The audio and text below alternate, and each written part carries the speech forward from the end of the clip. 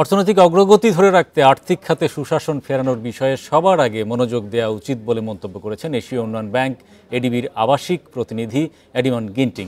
দুপুরে রাজধানীতে মেট্রোপলিটন চেম্বারের ত্রৈমাসিক সভায় তিনি এ মন্তব্য করেন। এডিমন গিন্টিং বলেন, ব্যাংক খাত, রাজস্ব প্রশাসন, সরকারি কেনাকাটা ও বিনিয়োগে সুশাসন নিশ্চিতে জোর দেওয়া উচিত।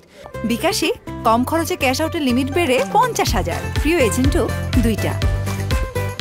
তিনি বলেন, সুশাসন ছাড়াও জলবায়ু পরিবর্তন মোকাবিলা, মানব সম্পদ উন্নয়ন ও অর্থনীতির বহুমুখীকরণে সরকারকে জোর দিতে হবে।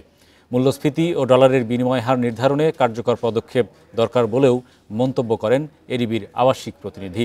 শিল্পের অর্থায়ন নিশ্চিতে পুঁজিবাজার উন্নয়নের তাগিদ দেন এডিমন গিন্টিং। তিনি বলেন, বাংলাদেশের অর্থনৈতিক অগ্রযাত্রা নিশ্চিতে পাশে থাকবে এডিবি।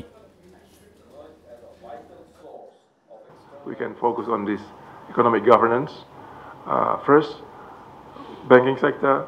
আমি মনে করি সুশাসন গুরুত্বপূর্ণ।